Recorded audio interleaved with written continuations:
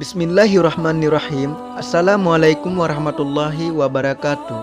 Hai sahabat Islam, zina adalah salah satu perbuatan yang sangat dilarang oleh Islam. Zina termasuk ke dalam dosa-dosa besar. Allah subhanahu ta'ala dan Rasulnya secara tegas melarang berzina.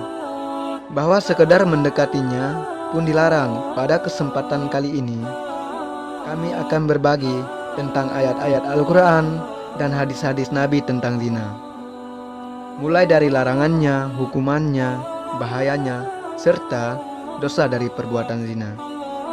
Tapi sebelum melanjutkan video ini, mari kalian bantu channel kami dengan cara tekan tombol subscribe dan lonceng notifikasinya, agar kalian tidak ketinggalan video selanjutnya dari channel ini.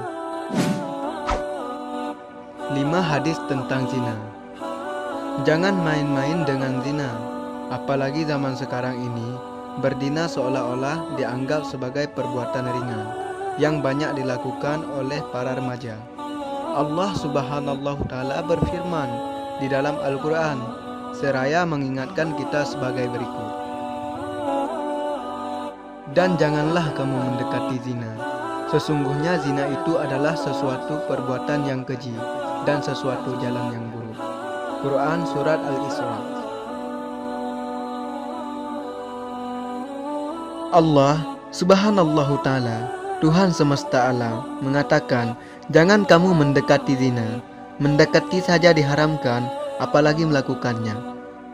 Lalu selanjutnya Allah subhanahu ta'ala menegaskan bahwa zina adalah perbuatan yang keji dan buruk. Jika kita melakukan perbuatan yang buruk menurut Allah subhanahu ta'ala, maka bagaimana dengan nasib kita kelak di akhirat? Apabila kita tidak segera bertaubat, memohon ampunan dan menyudahinya. Sungguh kita memohon kepada Allah subhanahu ta'ala agar dijauhkan dari berbuat zina, di mana kita tinggal di zaman aurat dipertontonkan dan diumbar jalan menuju perzinaan juga terbuka lebar. Tentu bagi yang tipis imannya akan mudah terjerumus dalam lembah dosa perzinaan. Maka dari itu, ada baiknya kita kembali merenung dan menyimak hadis-hadis tentang zina, seperti yang disabda oleh Nabi Muhammad SAW.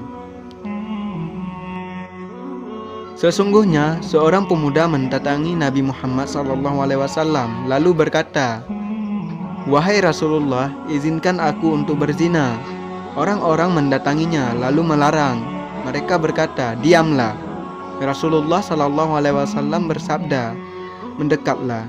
Ia mendekat lalu duduk. Kemudian Rasulullah SAW bersabda, "Apakah kau menyukai berzina dengan ibumu?"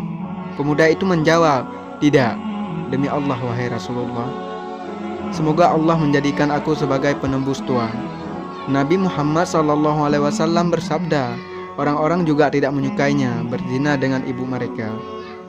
Rasulullah SAW bersabda, "Apa kau menyukai berzina dengan putrimu?" Pemuda itu menjawab, "Tidak, demi Allah wahai Rasulullah, semoga Allah menjadikanku sebagai penembus Tuhan."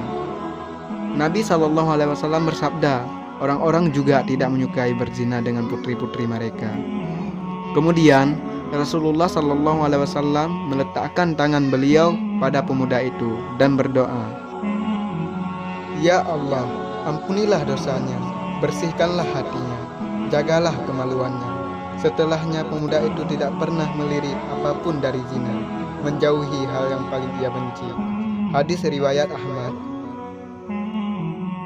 Ditetapkan atas anak cucu Adam bagiannya dari zina, akan diperoleh hal itu tidak mustahil.